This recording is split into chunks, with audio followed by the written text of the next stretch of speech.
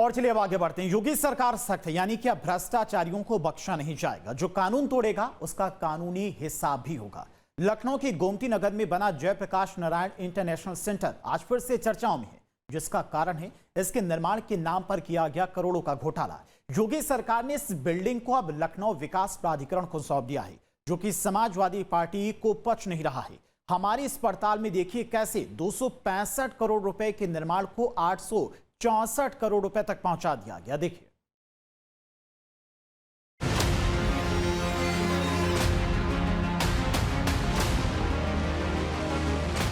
उत्तर प्रदेश में अब भ्रष्टाचारियों की खैर नहीं। भ्रष्टाचारियों से निपटने के लिए सरकार नेम प्लेट भी नहीं देखना चाहती, यानी सीधे तौर पर जनता के हितों और हकों में कटौती करने वालों पर कार्रवाई होना तय है।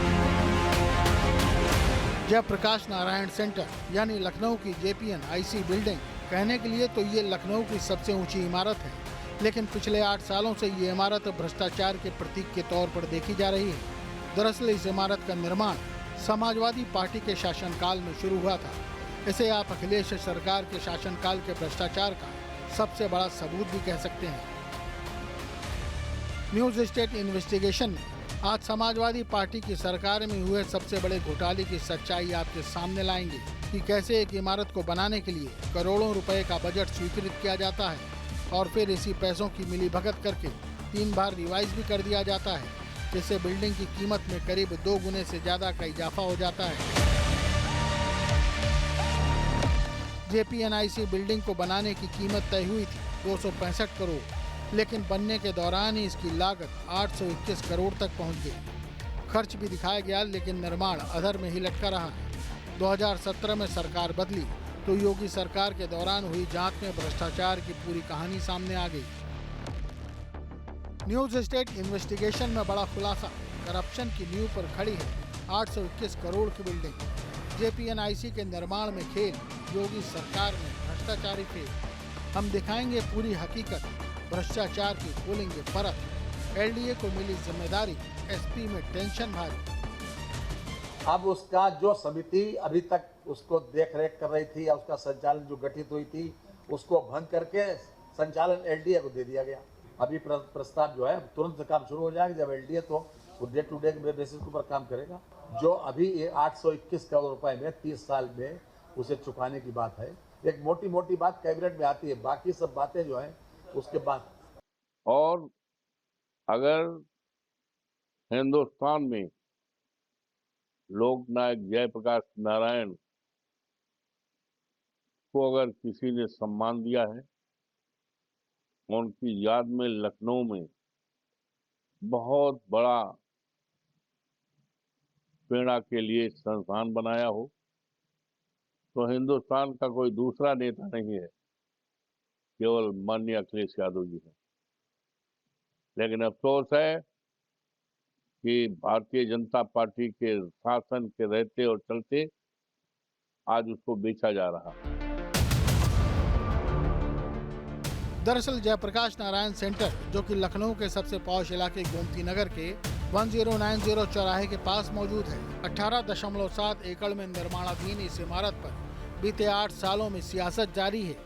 सियासत का कारण है अखिलेश सरकार में इस बिल्डिंग के निर्माण के नाम पर हुआ करोड़ों का घोटाला। योगी सरकार ने गुरुवार को कैबिनेट बैठक में 30 प्रस्तावों पर मुहर लगाई। इनमें से एक प्रस्ताव JPNIC से जुड़ा हुआ था, यानी सालों से विवाद में चल रही इस बिल्डिंग को सरकार ने LDA को सौंप दिया। इसके साथ जयप्रकाश नारायण सेंटर के नाम से चल रही समिति को भी भंग कर दिया गया। सरकार के इस एक्शन के पीछे कुछ कारण भी हैं, लेकिन उससे पहले इस बिल्डिंग और इससे जुड़े भ्रष्टाचार की एक एक परत को समझ लेते हैं।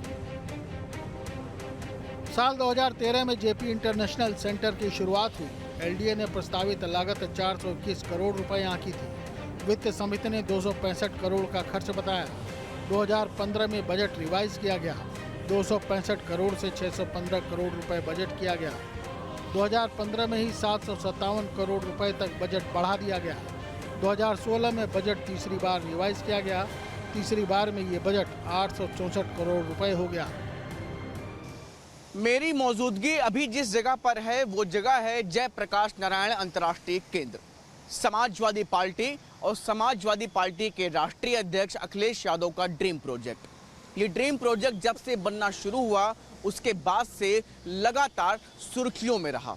जब उत्तर प्रदेश में योगी सरकार आई उसके बाद ये चर्चा का केंद्र भी बन गया।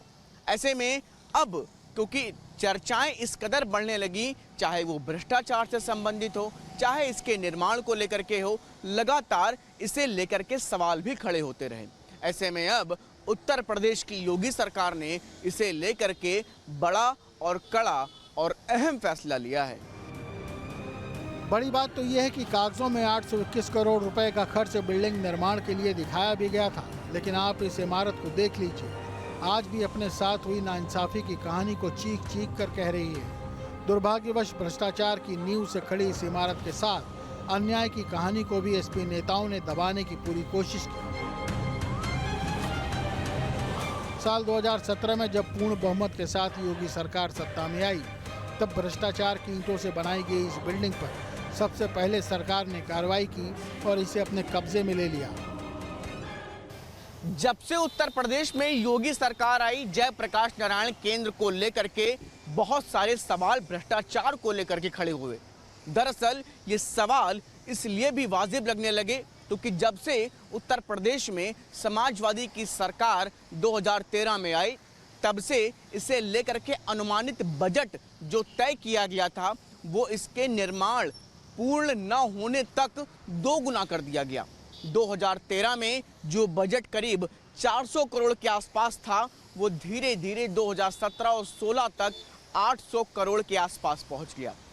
और इसे लेकर के ही सवाल खड़े हो रहे थे कि आखिर ये रकम इतनी ज़्यादा बढ़ती हुई क्यों चली जा रही। दरअसल इसके पीछे की वजह जो राजनीतिक विश्लेषक हैं वो ये बताते हैं कि इसे लेकर के जो तमाम ठेकेदार हैं और उसके साथ ही साथ परिवार से जुड़े हुए तमाम ऐसे लोगों को लाभ पहुंचाने का प्रयास भी इसके माध्यम से किया जा रहा था। और यही वजह है कि जो रकम अनुमानित तय की गई थी इसके निर्माण को लेकर के, वो धीरे धीरे साल दर साल दोगुनी होती हुई चली गई।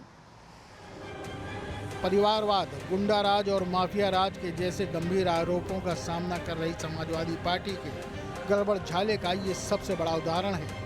अखिलेश यादव बेशक खुद को जयप्रकाश नारायण के अनुयायी बताते रहे हों, मगर एसपी नेताओं ने उन्हीं के नाम पर भ्रष्टाचार को अंजाम दिया और इस बिल्डिंग को भ्रष्टाचार का अड्डा बना दिया। क्या एसपी का समाजवाद सिर्फ ठेकों, कमीशन और घोटालों तक सीमित है? समाजवाद के नाम पर समाजघात का काम कर रही एसपी। अब जरा इन 2 तस्वीरों को भी देख लीजिए। पहली तस्वीर 11 अक्टूबर 2023 की है, तो वहीं दूसरी तस्वीर 11 अक्टूबर 2024 की है। अपने कारनामों को छिपाने के लिए अखिलेश यादव हर साल यहां लोकनायक जयप्रकाश नारायण को श्रद्धांजलि देने जाते थे। साल 2023 में जब सरकारी अधिकारियों ने एसपी प्रमुख को रोकने का प्रयास किया तो उन्होंने गेट फांद कर जाना उचित समझा। हालांकि 2023 में पुलिस प्रशासन सबक ले चुका था, पता था कि अखिलेश यादव फिर से आने वाले हैं, इसीलिए इस बार जेपीएनआईसी के गेट को पूरी तरह से सीलबंद कर दिया गया। सरकार ने जेपीएनआईसी के काम को रोकने के पीछे बेशक एसपी नेता सियासी बदले के आरोप लगाए, मगर ये काम दरअसल रिपोर्ट्स के आधार पर ही रोका गया था। सीएजी की रिपोर्ट में इस बात का जिक्र भी मिलता है। 80% तक काम हो चुका है पूरा। 2017 में एसपी के कई प्रोजेक्ट पर लगे आरोप, रिवर फ्रंट घोटाले में जांच के आदेश दिए। सीएजी रिपोर्ट में जेपीएनआईसी पर ओवर बजटिंग की बात सामने आई। रिपोर्ट में बड़े स्तर पर घोटाले की बात सामने आई। रिपोर्ट में इसके निर्माण पर 130 करोड़ का खर्च बताया गया।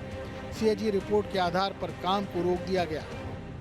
लंबे समय तक जयप्रकाश नारायण अंतर्राष्ट्रीय केंद्र का काम चलता रहा।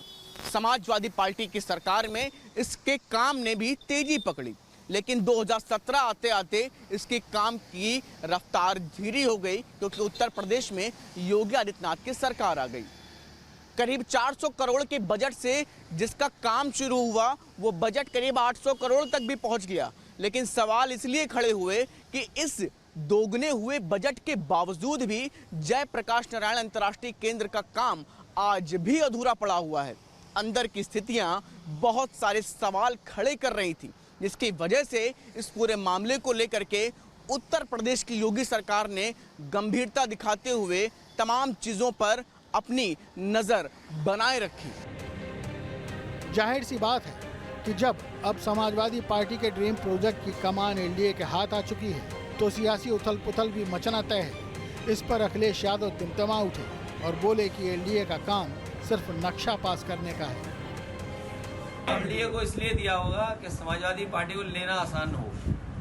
सर जिस तरह बहन जी आपको क्योंकि आपको कोई संस्था तो चाहिए होगी, क्योंकि आपने पहले कोई कार्रवाई की होगी जिसके तहत आप कुछ कार्रवाई नहीं कर सकते। इसलिए एनडीए को देने से अब आसानी से बेचा जा सकता है, दिया जा सकता है। इसलिए मुझे खुशी है इस बात की।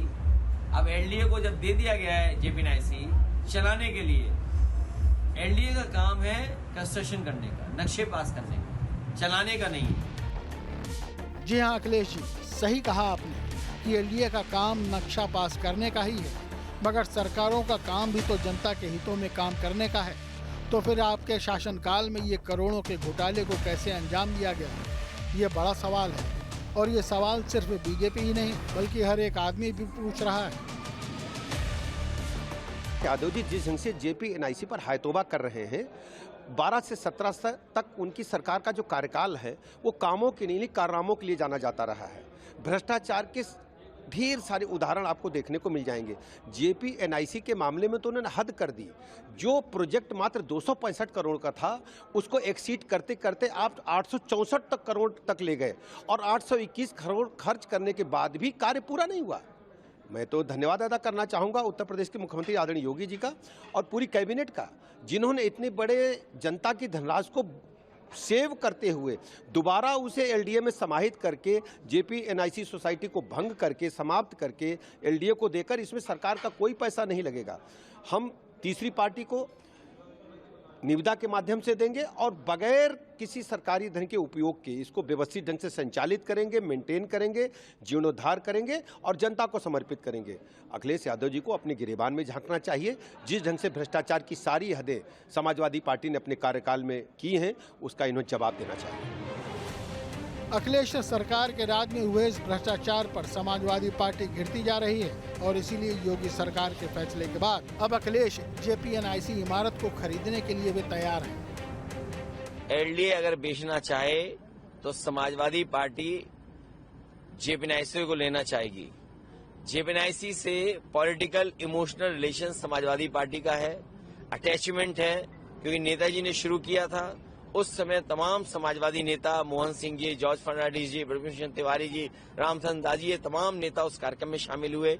इसलिए ये समाजवादियों की देन है लखनऊ के लिए, पूरे उत्तर प्रदेश के लिए, जिन्होंने संपूर्ण क्रांति का आंदोलन का नारा दिया, जिन्होंने इमरजेंसी के बाद जनता पार्टी को जिताने का काम किया। उनको याद करने के लिए ये है। हमें उम्मीद है कि एलडीए जब भी बेचेगा तो समाजवादियों को याद करेगा। सुना आपने, एसपी प्रमुख अब उसी बिल्डिंग को खरीदना चाहते हैं जिस बिल्डिंग के निर्माण के नाम पर पहले ही करोड़ों रुपए के बारे न्यारे हो चुके हों। अखिलेश सरकार का नाम सामने आते ही लगातार घोटाले उनकी 27 की राहें तो मुश्किल करते दिख रहे हैं, साथ ही जनता के बीच से भरोसा भी हटाते हैं। ऐसे में कैसे अखिलेश यादव सत्ताधीश वाला सपना पूरा कर सकेंगे? उत्तर प्रदेश की योगी सरकार की कड़ी नजर का ही असर था कि इस पूरे मामले को लेकर के जांच शुरू हुई। गंभीर मामला था और इस पूरे मामले की जांच में एक तीसरे पक्ष को भी शामिल किया गया। भारत सरकार के उपक्रम मेसर्स राइट ने इस पूरे मामले की जांच की। जांच में तमाम तरह की अनियमितताएं भी सामने आई। करीब 2.5 करोड़ रुपए उस वेंडर के भी जब्त किए गए। साथ ही साथ आवास एवं शहरी विकास विभाग की तरफ से उन अधिकारियों के खिलाफ भी इस पूरे मामले में कार्रवाई की गई। वीडियो जर्नलिस्ट दीपक राणा के साथ शुभम पांडे, न्यूज स्टेट, लखनऊ। जहां भक्ति है हर शब्द में, कथाओं में छिपे हैं दिव्य रहस्य और ज्योतिष देता है जीवन को दिशा। धर्म से जुड़ी हर बातों को जानने के लिए हमारे चैनल स्तुति को सब्सक्राइब करें। चैनल पर जाने के लिए इस लिंक पर क्लिक करें।